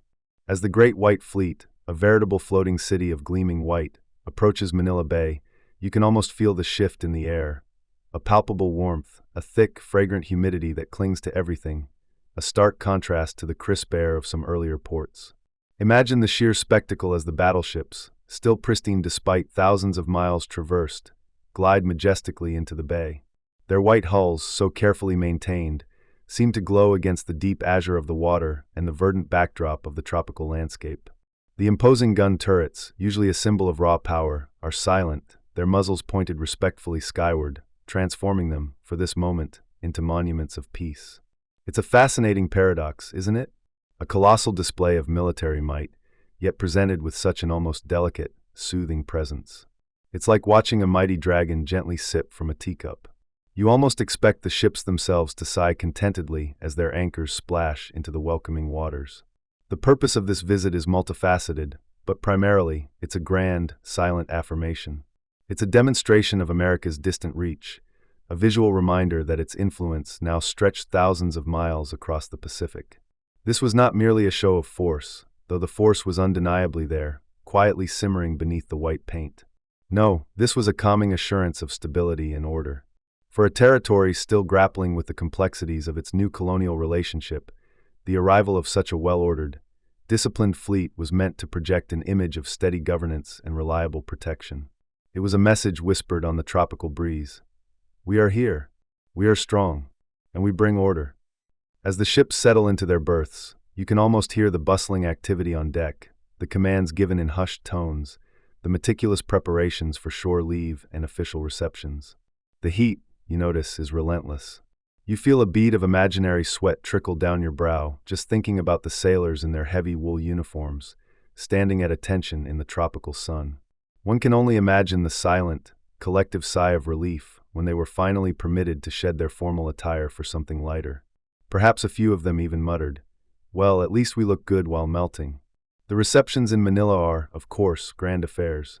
American officials, colonial administrators, and local dignitaries are all present, mingling with the fleet's officers. There are parades through the city streets, the rhythmic thud of marching boots on cobblestones, the crisp uniforms of the sailors a stark contrast to the vibrant, flowing fabrics of the local populace. The very act of these disciplined formations moving through the city, with flags unfurled and bands playing, was a powerful visual metaphor. It wasn't just a parade, it was a living, breathing tableau of control, precision, and unwavering purpose. A mainstream historical fact you might softly ponder now is that the Philippines had only been formally ceded to the United States by Spain in 1898, following the Treaty of Paris, which concluded the Spanish-American War. This visit, therefore, was less than a decade after that momentous shift, a period still marked by internal conflict and the establishment of American governance. The fleet's presence was intended to underscore the permanence of this new arrangement, a gentle hand guiding, or perhaps simply holding, the reins. Now, for a quirky tidbit you might find amusing. During their stay in Manila, the sailors, accustomed to the rigid discipline of naval life, were reportedly quite fascinated by the local custom of siestas, the afternoon rest. Many tried to adopt it, often with limited success, given the demands of shipboard duties and official engagements. You can almost picture a weary sailor, slumped against a bulkhead, murmuring, "Just 5 more minutes of peace, before the next polish." The sheer volume of white paint touched up, uniforms pressed, and brass shined in that humid climate must have been astronomical. Imagine the poor chap whose sole job was to keep the fleet's exterior pristine. It was probably a full-time job for a small army of dedicated individuals, armed with buckets and brushes, perpetually chasing away the tropical grime.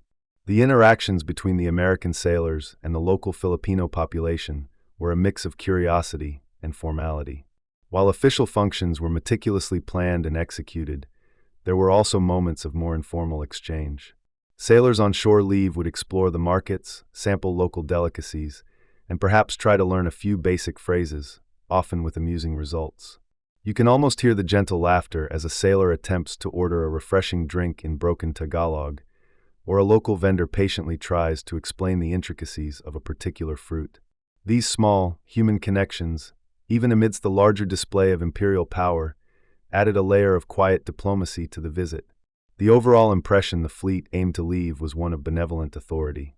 It was a show of strength, yes, but tempered with an almost paternalistic air, as if to say, "We are here to help you flourish, to ensure your stability, to protect you." The pristine condition of the ships, the impeccable discipline of the crews, and the precise execution of every maneuver all contributed to this image of unshakable order. It was a form of soft power, delivered by hard steel and big guns, yet wrapped in a comforting, almost paternalistic embrace. The battleships weren't bristling with aggressive intent. They were floating symbols of reassurance.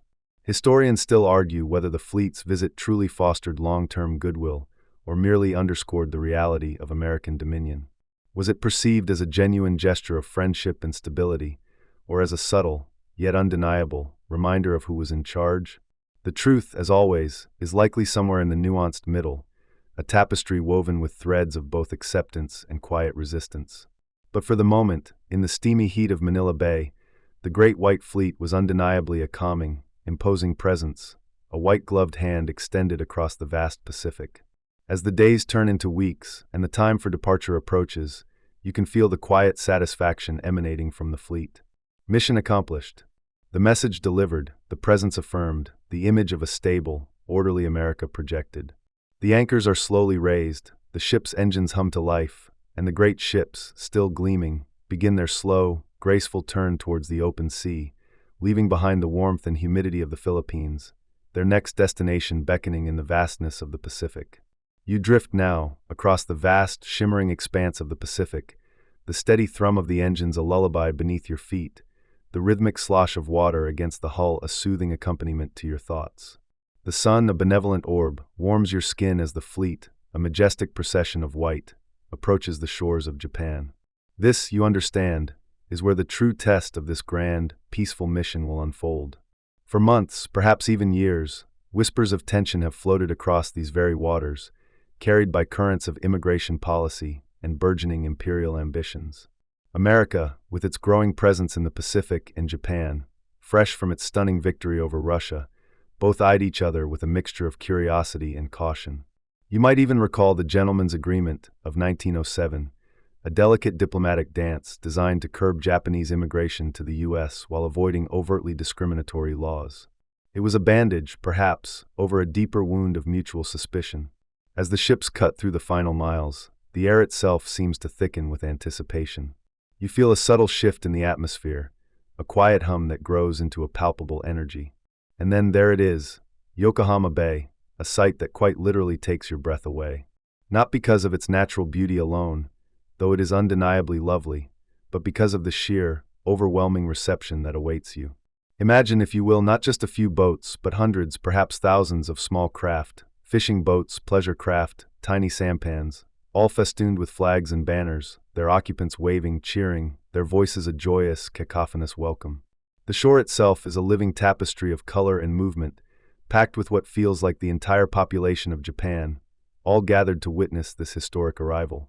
It's as if the nation has collectively decided to throw the biggest, most heartfelt welcome party in history. You can almost hear the collective gasp of the American sailors, accustomed to fanfare, but perhaps not quite prepared for this level of adoration. It's certainly more enthusiastic than a Monday morning commute, wouldn't you say? As the battleships, gleaming symbols of American power, glide gracefully into their designated moorings, you observe the meticulous organization of the Japanese welcome. This isn't just spontaneous joy, it's a carefully orchestrated diplomatic triumph, designed to convey respect, admiration, and a profound sense of welcome. Small boats, carrying dignitaries in immaculate uniforms, approach the flagship, their movements precise and deferential. You watch as formal greetings are exchanged, salutes rendered with crisp precision, and the air fills with the intricate sounds of multilingual courtesy. It's a delicate ballet of international relations, performed on the grandest stage. The Emperor Meiji himself, a figure of immense reverence and power, extends an invitation to the American admirals and officers, a gesture of profound respect that underscores the high stakes and even higher hopes riding on this visit. You step ashore, joining the throngs of American sailors who, for weeks, have been confined to the steel behemoths of the fleet. The ground beneath your feet feels solid, yet the energy vibrating from the crowds gives it a strangely ethereal quality. The streets are meticulously decorated, not just with American and Japanese flags intertwined, but with intricate paper lanterns, vibrant silk banners, and freshly cut flowers. Children dressed in their finest kimonos line the parade routes, some waving tiny flags, others in a truly heartwarming display, attempting to sing the Star-Spangled Banner in English, their innocent voices a charming, if sometimes off-key chorus. It's a delightful, slightly surreal experience, like stepping into a perfectly choreographed dream. One might even wonder if a dedicated team of welcome consultants had been flown in just for the occasion. The formal receptions are, as you might expect, lavish affairs. You find yourself amidst ornate halls, the air thick with the scent of fine silks, polished wood, and exotic blossoms. Japanese officials, impeccably dressed, move with an almost ethereal grace, their politeness a testament to centuries of refined culture. You observe the exchange of gifts, not just perfunctory tokens, but thoughtful, often exquisite items, symbolizing the mutual desire for friendship. Perhaps a finely crafted samurai sword for an American admiral, or a meticulously detailed model of a battleship for a Japanese dignitary. These aren't just objects, they are tangible expressions of a fragile hope for understanding. You witness the highest echelons of both nations engaging in polite conversation, sharing meals, and perhaps even a quiet laugh, bridging cultural divides with shared humanity. It's a stark contrast to the saber-rattling that often characterizes international relations. Wouldn't you agree? Beyond the formal engagements, you sense a genuine curiosity and warmth from the Japanese people towards the American sailors. They are, after all, exotic visitors from a distant land, their white uniforms a stark contrast to the traditional attire of the locals. You watch as sailors on shore leave, explore the bustling markets, their eyes wide with wonder at the vibrant stalls laden with unfamiliar goods. Some try their hand at chopsticks, often with hilarious results, while others respectfully visit ancient shrines, their rough hands gently touching the weathered stone, a testament to a shared sense of reverence for history and tradition. There are reports of sailors being invited into homes for tea, of impromptu games of baseball being organized between American and Japanese teams, demonstrating a universal language of sport that transcends any diplomatic complexities. It's a remarkable cultural immersion, an organic diffusing of tension that goes far beyond official decrees. The Japanese Imperial Navy, a formidable force in its own right, plays a significant role in this diplomatic dance.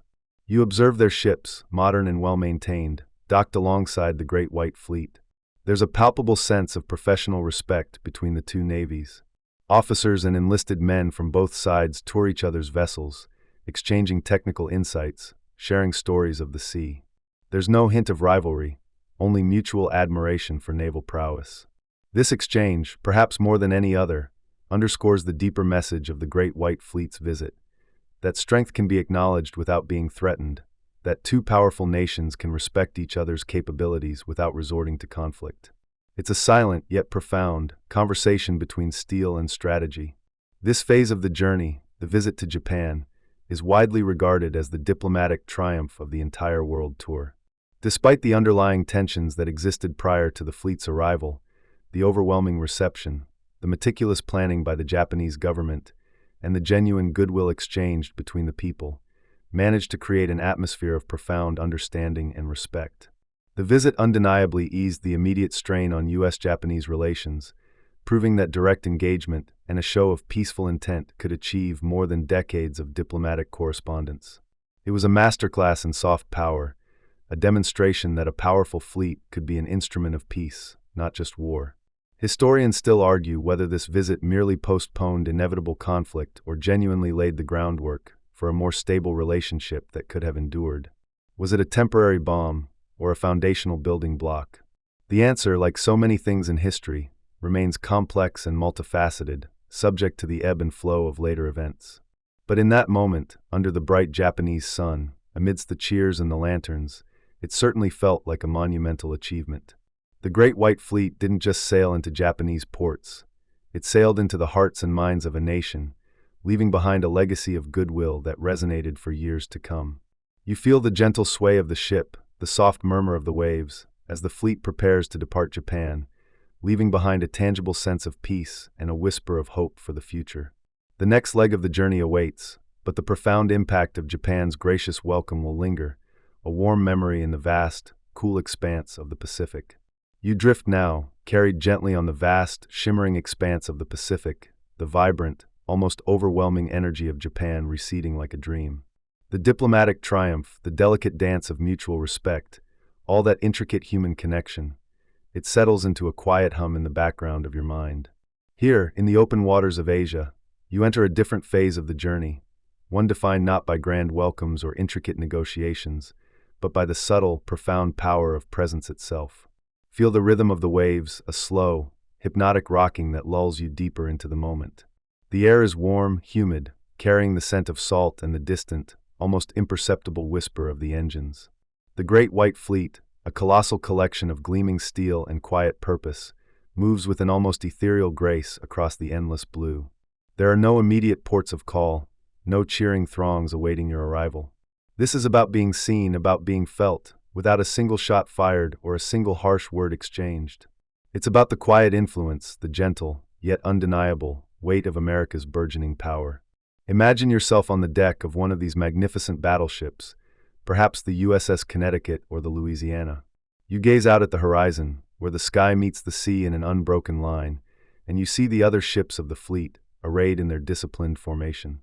Each one a floating fortress, a testament to engineering prowess, yet here, they are instruments of peace. Their very existence, their immaculate white hulls, their readiness spoke volumes. It was a visual declaration, a whispered promise of stability in a region often fraught with colonial ambitions and simmering rivalries. You don't need to shout when you're this big. A mere clearing of the throat is usually sufficient to get attention. The crews, too, felt this shift. After the intense social engagements and the meticulous preparations for each port visit, these stretches of open water offered a different kind of discipline. The discipline of routine, of vigilance, and of patience. You'd see sailors polishing brass that already gleamed, meticulously chipping away at any speck of rust that dared to mar the pristine white paint, a never-ending battle against the elements, almost as challenging as any naval engagement. One might even joke that the real war was against rust, and the only true victor was the paint bucket.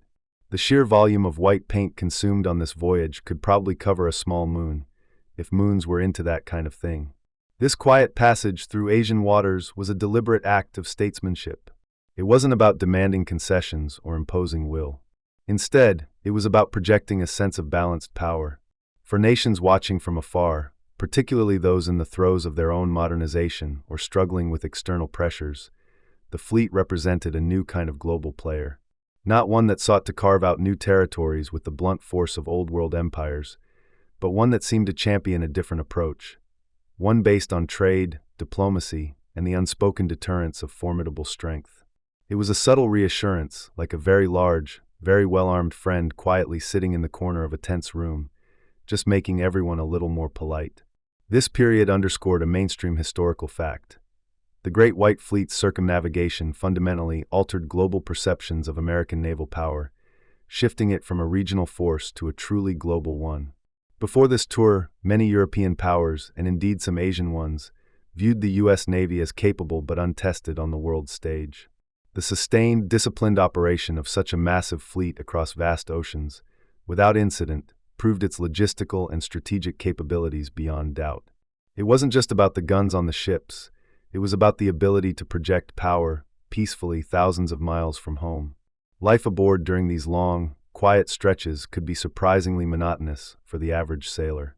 After the initial excitement of leaving Japan, and with no immediate destination in sight for weeks, time stretched out. You might find sailors engaged in endless games of cards, reading dog-eared novels, or simply staring out at the unchanging horizon. The officers, of course, had their charts and their calculations, their drills and their inspections. But for many, it was a test of mental fortitude. Think of it as the ultimate slow travel experience, where the destination is less important than the journey, and the journey is mostly just a lot of ocean. A quirky tidbit from the logs reveals that the ship's libraries were incredibly well-stocked, with sailors devouring books at an astonishing rate. Apparently, boredom was a potent catalyst for literacy, turning many a rough-and-tumble seaman into an avid reader of everything from Shakespeare to dime novels. It was said that more tea was consumed than rum during these stretches, a testament to the soothing power of a good brew when the waves are your only company. The influence exerted during these silent passages wasn't always about what the fleet did, but what it represented. It was a quiet declaration of intent. For China, reeling from internal strife and external encroachment, the fleet's presence might have been a subtle signal that there was a powerful nation across the Pacific that wasn't necessarily interested in carving up their territory. For other smaller nations, it might have offered a glimmer of hope that a new balance of power was emerging, one that could potentially check the more aggressive colonial impulses of the established European empires. It was like a very large, very polite guest at a party, whose mere presence makes everyone else mind their manners just a little bit more. Historians still argue whether the fleet's subtle influence was fully grasped by all regional powers, or if its message was sometimes misinterpreted, seen through the lens of existing geopolitical anxieties rather than as a purely peaceful overture. Was it truly a deterrent, or simply a magnificent display that confirmed existing power imbalances? The answer, as is often the case with history, is likely a complex tapestry of both. What is undeniable, however, is that the fleet's presence reshaped perceptions. It demonstrated that American strength wasn't just theoretical, it was tangible, disciplined, and capable of operating on a global scale. The concept of peace through strength wasn't just a slogan, it was the very operational philosophy of this leg of the journey. By showcasing its formidable capabilities without resorting to any form of aggression, the fleet subtly discouraged potential conflicts. It suggested that any nation contemplating hostile actions in the region would now have to factor in the quiet, yet profound, presence of a new, powerful player. It was like having a very large, very well-behaved dog in the room. You know it could bite, but its calm demeanor suggests it won't, unless absolutely provoked. And that, in itself, is a powerful form of communication.